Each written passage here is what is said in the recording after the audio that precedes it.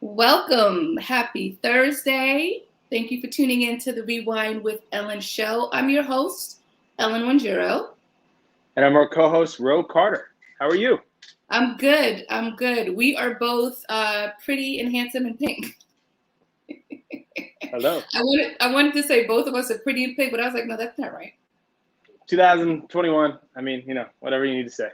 Right on. How are you doing? I'm good. It's a torrential downpour on the East Coast in New York right now. Is So it? I was just drenched. So I just got in the door and I dried off, and now I'm ready to go.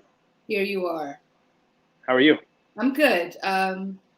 Yeah, I can't complain. Although this week has been just sad with the loss of life from two specific gentlemen in the industry, in the film industry, that we loved, starting with Anthony Johnson, who we know from Friday. What else was he in? I think he did a Martin, He has Lethal done a bunch of times. Weapon, Martin, Lethal yeah, Weapon. House Party. He was what, 55? And I'm still a little unclear as to the cause of death. I'm not I sure haven't what. seen the answer yet. Yeah. Yeah. And then of course Melvin Van Peebles, who just passed. I think the announcement was made yesterday or the day before yesterday. And when you think about Melvin Van Peebles, he was the godfather of Black cinema. He was 89. I mean, he lived a long, long life. How are you feeling about it? So it's so crazy. I told you a little bit about this. This show has made my life come full circle. So Ellen had the pleasure of interviewing his son, Mario Van Peebles. And so I work in the fitness industry. I kid you not, Mario Van Peebles comes with his son to my location, and they're here for a month because his son is an actor now too, and he's on the new season of Wu-Tang. And Mm, so I'm from, even bigger, I'm from Staten Island. I mean, trust me, my brain's crazy. exploded. And so I've seen him for the past 2 weeks, and he's, when I tell you, such a jovial human being, great energy. And his son, was just so excited for his son to step in his shoes, and his dad's shoes and his granddad's shoes. So, I mean, I really felt a connection that I didn't have before, but just knowing who he was and through Black film. But now, man, it really hurt. And I don't know if there's something ongoing, because he just seemed like, hey, man, everything's great. Everything's doing great. I even talked about a posse movie reboot. It was Wow. like, yeah, it was crazy. He's like, man, so it was just great energy. And I told him, hey, Ellen interviewed you. And he was like, oh, yeah, that was a great interview. I really loved talking to her. And that was just it's you can't Wow. say it all the time when you meet somebody and it just comes out of it. And that stems from your parents, right? That comes down. So rest in peace. We lost a great man. And again, thank you for blackfilm.com and Ellen for putting me on to, I knew a little bit, but now because we watched that movie, I am even more entrenched into his history and how huge he was and prolific in the Black community. Oh, Melvin Van Peebles was a big, big deal. Mario Van Peebles posted something on Instagram this morning. I mean, I loved what he said about his father. He said, well, about death, really. He said, we think of death as a tragedy and birth as a miracle, but maybe birth and death are the different sides of the same mortality coin. So really don't mourn, don't feel bad, but instead celebrate my father's life, because he accomplished everything that he set out to do. So the message from Mario was, if you want to do his father any service, get out there and keep making a difference. And I was just like, wow, that hit home. But to your point, who Mario is it shows where he got it from, because his father was the same way, just happy-go-lucky, happy to be alive, and just full of purpose. So that is a great loss. But instead of mourning, we will be celebrating, and also celebrating Anthony Johnson's life, and just condolences to both of their families. So today we are chopping it up about the Emmys, which just passed this Sunday. We're also talking about Our Kind of People, which also just premiered this week on Tuesday, September 21st. So the Emmys, right? The biggest thing for me was Michaela Cole. Like, hello, winning her first Emmy and becoming the first ever Black woman to win an Emmy for Best Writing for a limited or anthology series. Like, that's a twofold. Her first Emmy and becoming the first ever Black woman for the series I May Destroy You. So for those that have been keeping up with us, we covered that series a couple of months ago. We were diehard fans of the writing and what the show stood for. So for her to win that, knowing what it's based on, is everything. What do you think? No, it was a big win. I mean, I wish there was more wins for people of color, but no, it definitely shined a light on things to come. And I thought you said the Crown, not the Emmys. That's really what it was. It was the Crown, Crown Queen House. Yeah, Crown Queen House, and it's a shame. Listen, I've watched a couple episodes. People are just really diehards, but I feel like it was like our last homage to royalty before paying homage to reparations. Ooh. And I think that's the hardest thing that we're trying to figure out. How do we do right by people of color who have been mistreated, not only in society, but also through film? And how do we do right by them? And so let's do an award show, and let's have Cedric the Entertainer perform and come out to You Got What I Need, his own rendition, and have some white people sing along with him, and everything will be okay. That's not the way it works. Sorry, I apologize. No, do you? Anybody. But I mean, shout out to Cedric though. The ratings were up. It was a fun show. I will give it that. It was definitely a fun show. It was definitely entertaining. So just new energy. But I mean, it's all just weird right now, right? It's just like once we feel we're making steps and strides. I mean, maybe I'm more invested because some of the Black films that we saw through blackfilm.com, I mean, wow, the performances. And so not to take anything away from other performances of white actors or The Crown itself, but it's just different energies. And maybe America is kind of bored of like, oh, another Black film of getting through slavery or doing this or doing that. But no, they were very thoughtful and creative ideas and different energies and different lives that Black people and people of color, transgenders, everybody was living that we really need to open our eyes to and pay attention and not be annoyed by it. So anyway, I'm off my soapbox, but that was my 2 cents. No, I mean, Lovecraft Country, that's another series that we covered when it was active. And it was a beautifully done, written, acted, directed, everything series. And yes, it should have won because it was that good. But when you think about who it's compared up against, you said it best when you mentioned reparations versus the royal family. That hit different because that's kind of sad but true. And also the fact that, The Crown, Mayor of Easttown, Ted Lasso had really big names attached to them. And not to take away from those shows, those series were good. Okay, The Crown was good. Mayor of Easttown was good. Like, they were all good. So it's not a thing of, what's better. I just think who's attached to it and, what's going to make sense for, I don't know, white America. I don't know, because every Black person that watched Pose, like Billy Porter should have gotten that Emmy. Okay, Billy Porter, he literally carried that last season in my eyes, right? Because it was kind of geared towards his storyline, and my God. And then also Lovecraft Country, Michael K. Williams, he played such a complex character.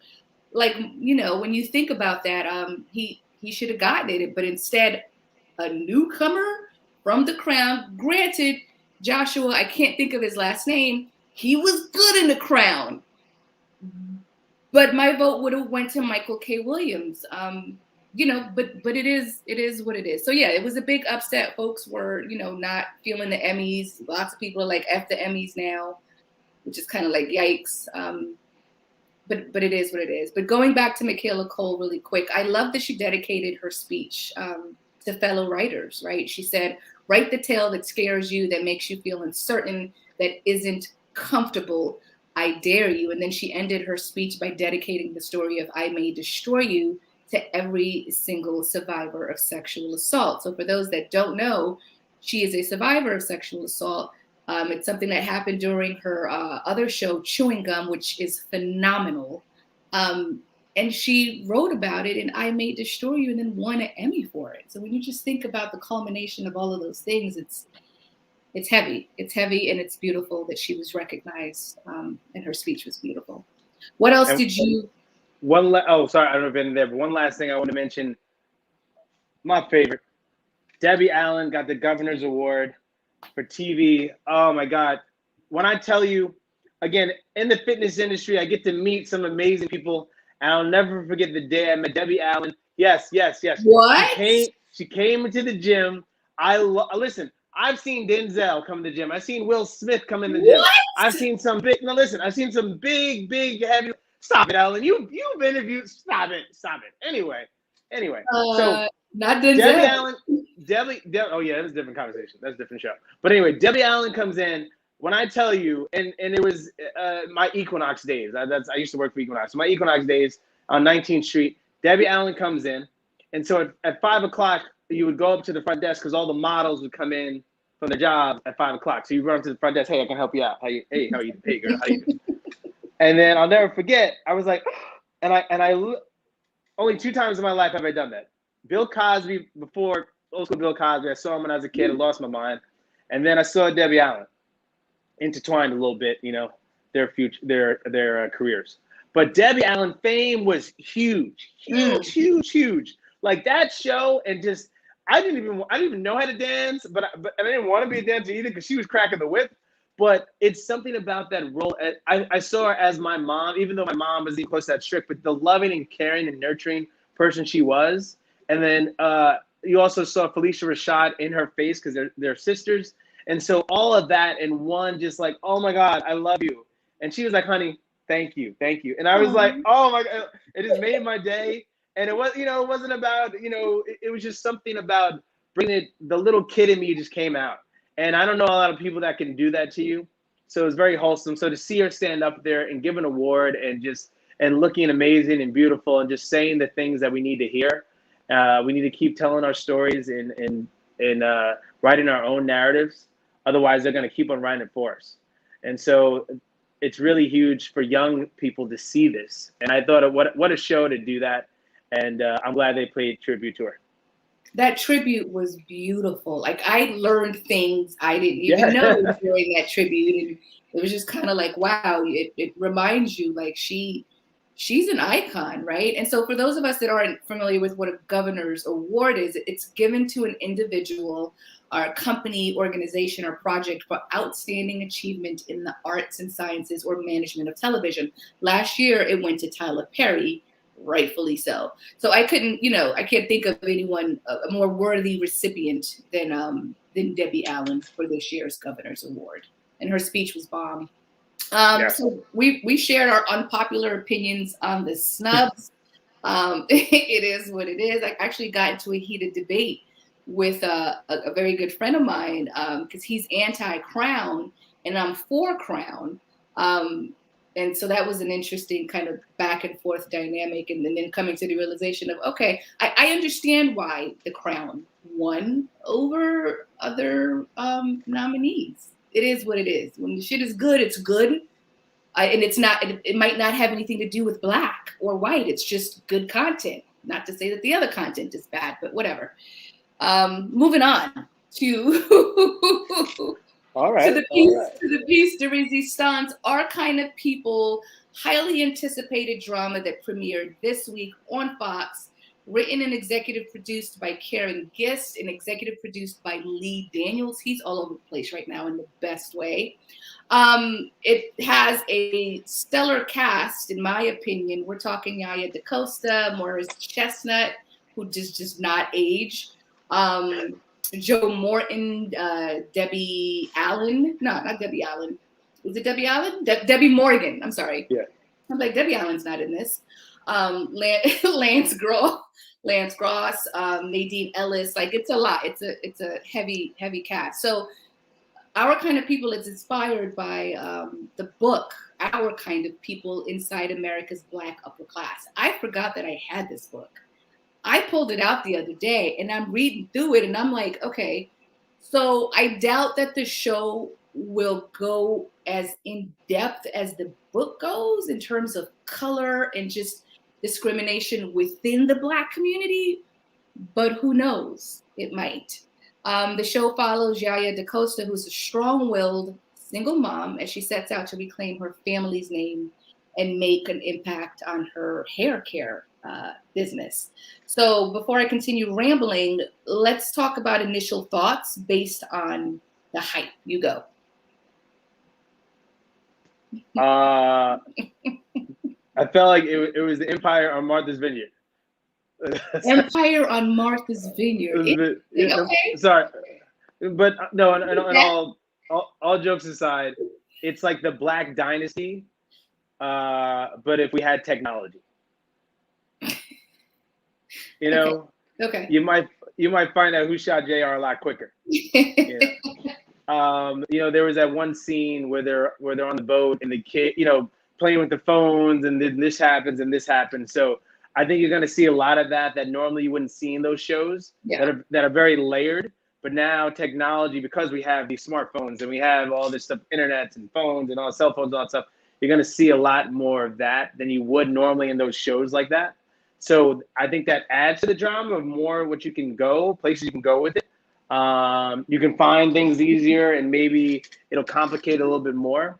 But for its first pitch, I will say the pilot, I enjoyed the pilot. I actually did. I was looking forward to another show. It was an hour show. So, right, to watch an hour for my first time, and I was like, oh, that's it? It's over already? So it was definitely intriguing. I mean, they are all about the women strong. I mean, you have a good cast of actors, like as you said earlier, to piggyback on that. But you got some solid men actors that have been acting for a while now, and they're like the backdrop of the whole entire show. So I don't know how long they're going to keep that up.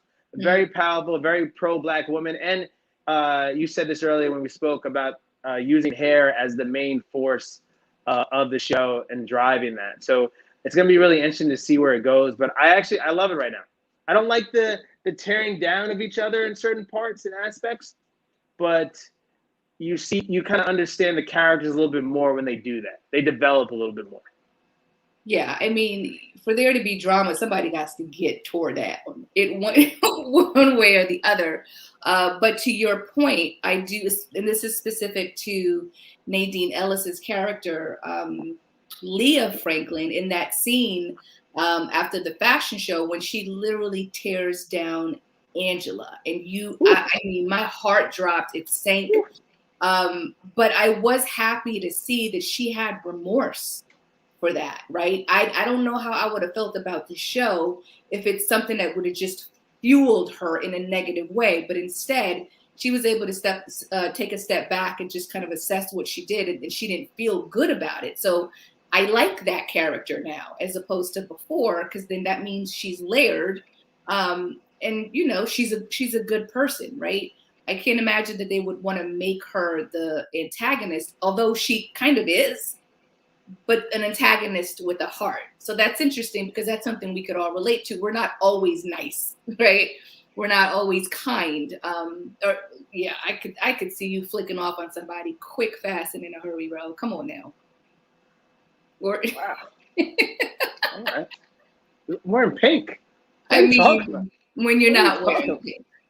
All right. But I for the first premiere, I actually enjoyed it. I was tuned in. I thought visually it was so beautiful. How could you not be drawn to Martha's Vineyard, Oak Bluffs? Like, it's a beautiful place. It's, you know, the home of the Black elite. That's what it's known for. And so, yeah, everything's going to be beautiful, right? Beautiful Black people in a beautiful place that, you know, Black folks own property. Black folks are running things. And so I like that.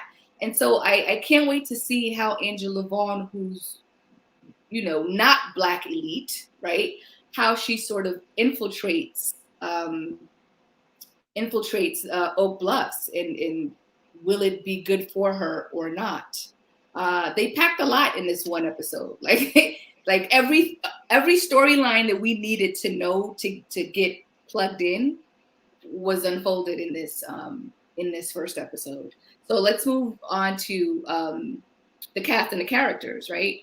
And so who did you lean to? Was there any one more than the other that you were kind of like, oh, okay, I'm interested, or not? I have my own personal experiences. Lance, I met as well out when I used to live in LA. So he's a really cool cat. So he plays Tyreek in the show, and to see how that you never really see him become the finesse guy, the smooth character. So now you get to see him become that younger Morris Chestnut. So that'll be interesting to see how he handles that, because that's big. Yeah. That's big. You know, Tay Diggs, Morris Chestnut, those are the guys back in the day. Those brothers held it down. So it'd be interesting to see how he plays that role.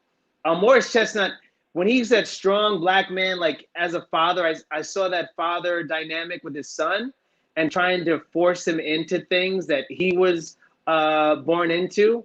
And I remember, like, you know, my cousins talking about their relationships with their father and how, you know, well, my dad went to Harvard and so I have to go to Harvard. I have to go to this school and I have to go to that school. And kind of finding your own self within that and saying, hey, no, I don't want to do that. I don't want to follow the steps in the shadows that you did, or your footsteps, sorry, in the footsteps that you did. So it takes a lot of nerve to do that. And you're seeing that relationship right there. Like, he doesn't want to tell his dad, you know, that he doesn't really want to live his life, but he's going to say, yeah, okay, okay, Dad, okay, I'll do this, I'll do that.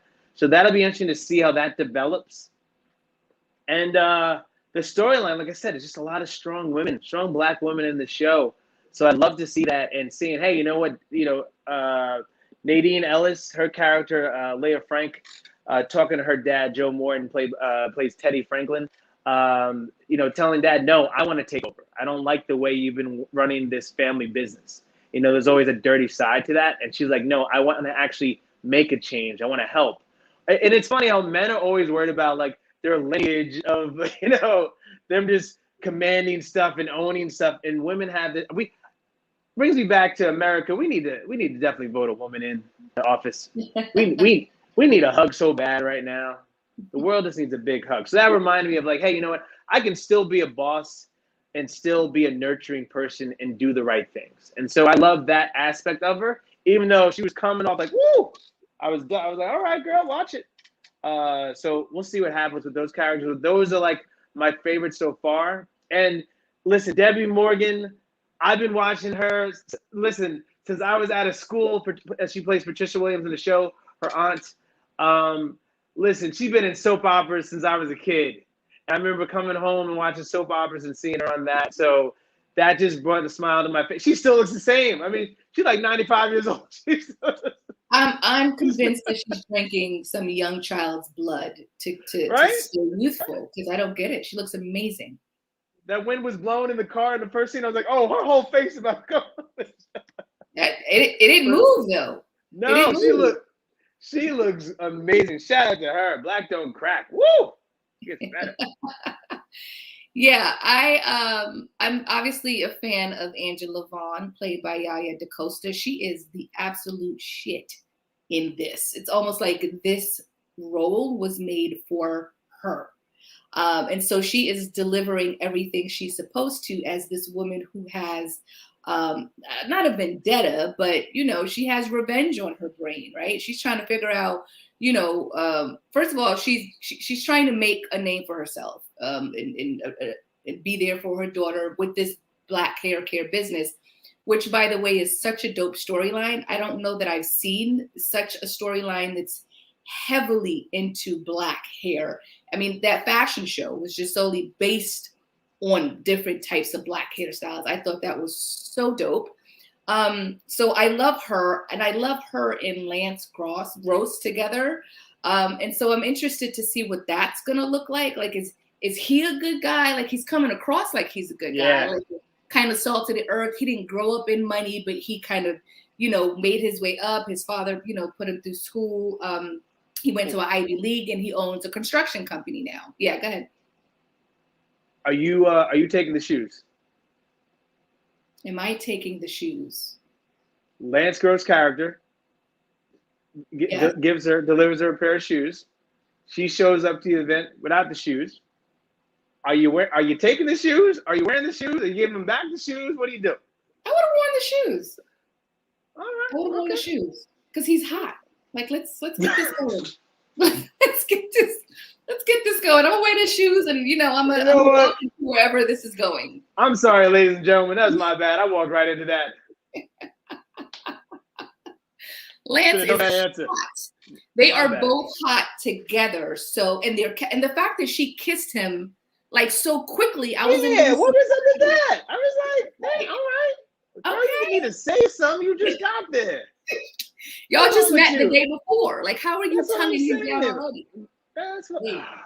When you're feeling it, you're feeling it. So that's all I can say about that. And I get it. And so Joe Morton's character, it's not different from Papa Pope from Scandal. Like, it's the same damn character. I'm not sure how I feel about it. Like, where is the depth? Like, where is the range, right? He's still playing like the chip on his shoulder. Where is the range in this role? Okay, but I'm saying, what are you talking about? T2, he almost destroyed the world. Dude, we're talking about our kind of people. It's the same character. I'm giving you range. But not in this character. You know what I'm saying. Stop giving me a hard time. All right, so moving on. Nadine Ellis, Leah Franklin. Man, that part where Angela goes to give her that check, and Nadine looks at it and just, my heart dropped for Angela. I would have been mortified. Right? And how much was the check? I really couldn't see the amount. We both don't know the exact number. If someone knows the number, we think. Does anybody know the amount on that check? Yeah. I thought it said 285. Ellen, you thought it was like 192 or something like that. I didn't have my glasses on, so either way, it was under $300. So she gonna be like, "Hey, girl, here's my little $300." Like, but I love that scene solidified who Leah Franklin is. Right? Like, don't let the sweet face and the back and forth conversation fool you. I can't do nothing with your $285 check, and additionally, drop it off in the front. I'm not collecting your little bitty check. So I Oprah like would be like this. Oprah would be like, "Oh, thank you. That's my thank you. Okay, thank you." And so who else? The only person whose character, like, it wasn't overly solidified as far as what it's going to be moving forward was the son, who's played by Kyle Berry. His name on the show is Quincy DuPont. And so he's the only one that doesn't have like a definitive storyline yet, with the exception of just that interaction with his father, where it looks like he doesn't want to follow in his father's footsteps, but doesn't know how to tell him. I'm also interested in seeing how the son and Angela's daughter pair up, because it looks like there's some sort of connection there. And the daughter on the show is Nikki Vaughn, who's played by newcomer Elena Bright. Leah and Morris Chestnut's character's daughter, I already don't like her because she's playing a bitch. She's playing a bitch, and she's playing a really good one. So it's a testament. It's a testament to her acting. Because she's already coming across as a spoiled brat, just like the traditional spoiled rich girl who's just going to come across crazy. Like, I'm hoping that there's more to her, but there kind of is, because they've alluded to the fact that she's struggling with her sexuality. But then what's that going to morph into? Yeah. Who else? I mean, and so to your point, hold on. To your point about the men playing the background, that's an interesting sort of vibe, right? Because you have strong male characters in the show. Morris Chestnut, Lance Gross, and Joe Morton. And right now they are playing a backseat to these really strong women in their lives. So I'll be curious to see if that sort of turns, and what that would look like. And I was just going to mention Raven Goodwin. She plays Josephine, and she's already entrenched, has her claws like in that circle, and she's just navigating her friend in and out. And so that's interesting to see how that relationship, if it still keeps. Because think about it, right? I've been here. You're just coming here now. I'm the middle person. Do I want to mess up the relationships I have to help you out? Or do I see what your product can become? And you have to be careful about that, right? Especially with any product you're doing. You want to get in bed with people you think are successful. And sometimes it's all smoke and mirrors. So you have to be really careful about who you get in bed with, because it might be detriment to what you have or what you started or began. And imagine everything you put your heart into is just taken away from you. I mean, I hope down the line we don't. I hope she reads the fine print. Please, sister, read the fine print. Don't sign anything away. Don't sign your business away, please. It's possible she might. It's just because that would create some real deal drama. I could see Leah Franklin, Nadine Ellis's character, trying to pull the okey doke and pull that from underneath her. But I'm excited to see the type of drama that's created for us to stay plugged in, and will it be authentic to the show, or will it kind of turn into this unbelievable sort of drama that's like, no, I don't know that I want to watch it anymore because this is too much. I hope not. When you think about Empire and Star, it had a tendency to kind of go off the rails, but people love that. Some of us love that. But when you think about the premise of this show being inspired by an actual lifestyle, again, going back to what I said when we started talking about this segment, I wonder if it's going to pull from that in a realistic way instead of making it so modern and specific to today. Like, are we going to deal with light skin versus dark skin blacks in this? Like, is that going to be a conversation? And just about how race is viewed in America, but also within the Black community, right? When you think back to those days of, the brown paper bag test and the ruler test, like, oh my God, I shudder to think, will that be touched upon on this if it's inspired by this book? So I'm curious about that. We shall see. Another person that doesn't age is Morris Chestnut. My God, he still looks good. All right, so let me go to comments real quick. The comments are on fire right now. So a couple of women. All right, shout out to Cheryl Perk and Lisa May. So Cheryl is saying, hell yeah, I would have worn those shoes. I would have worn them. She said I would have worn them and I would have let him know I don't need him to buy the shoes, but I'm gonna wear them. Oh, okay. All right. I like her. I like that. And then who else is here? Rashad Asim, what's up? Shout out to all these fine dark-skinned male leads on a primetime soap. Yes. Yeah. Very good point. Very good point with Morris and Lance doing the damn thing. And they are really good actors, right? So it's like, okay, you're nice. You're not just getting a pretty face. You're not just getting a pretty face. Exactly. Rashad also said it's a Lee Daniels soap opera, so you know what you're gonna get. He's like a Black Ryan Murphy. That's a good point, Rashad. He truly is, because Ryan Murphy is all over the place, and his shows are good, and so are Lee Daniels. I get that. That's good. Who else is saying something? Where you at, Lisa May? Lisa May is saying, leave Joe alone. Leave Joe Morton alone. No, I'm not going to leave him alone. Thank you, Lisa. Thank you. I'm not. No, I need him to not play the same damn character as in Scandal. Like, what else you got, Joe, in a drama? But I might get beat up for that. So, who else is in this that's actually really good? L. Scott Caldwell. She plays Nadine's mother, Olivia Sturgis. Ugh, ain't nothing worse than a meddling mother that just won't let shit lie.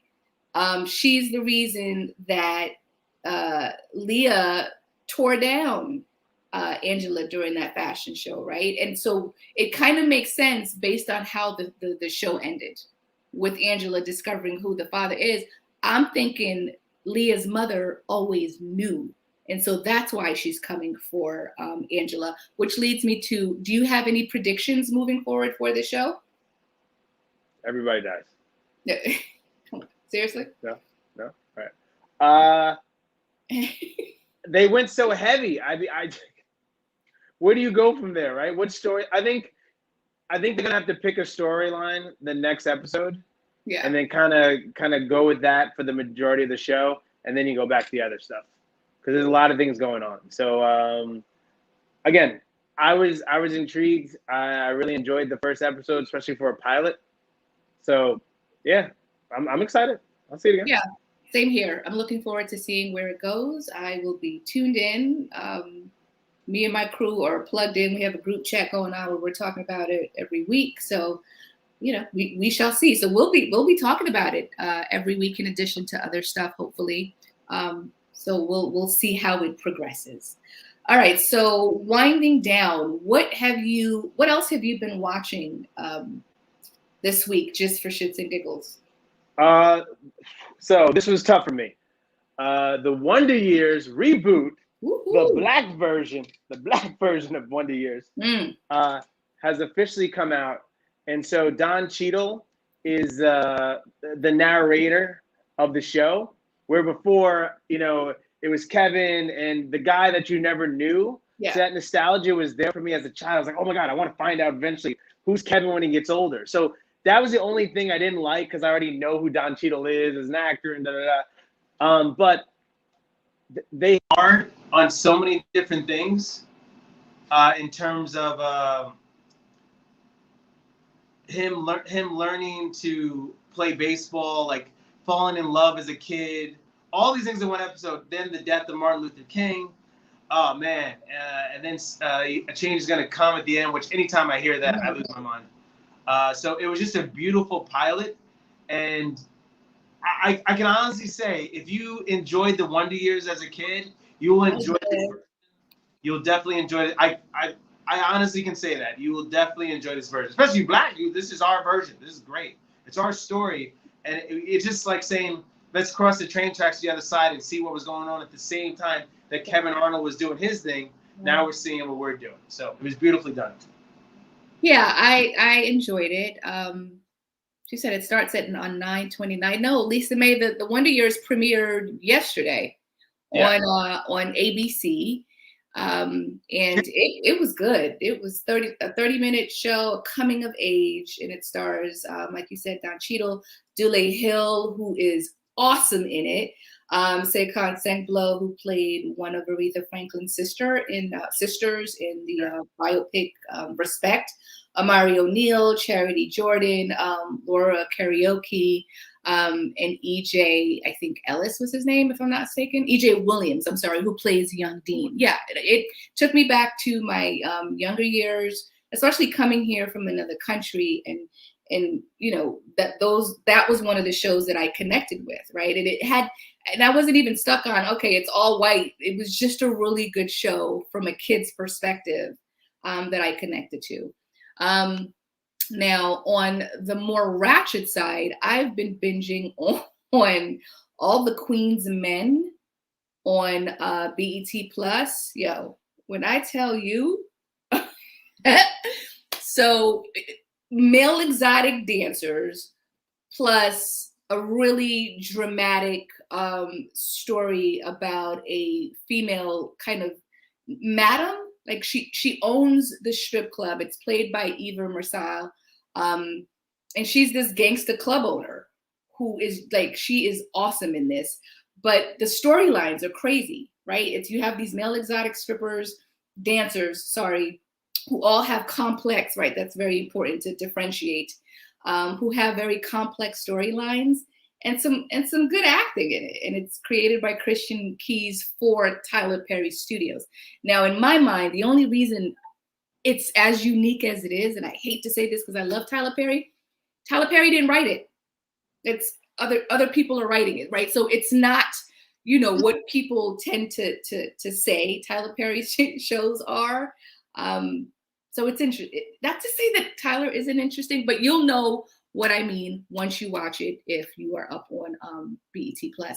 And also, thank you, Lisa May, for reminding us BMF, Black Mafia Family, premieres on Stars on the 26th. And I'm hoping that's something we can talk about on the show, because I saw a preview of it and it looks good. Stars has become the new BET. Interesting. Why would you say that? Because like more Black content? You assume, yeah. And Netflix too. Netflix is opening up. Okay.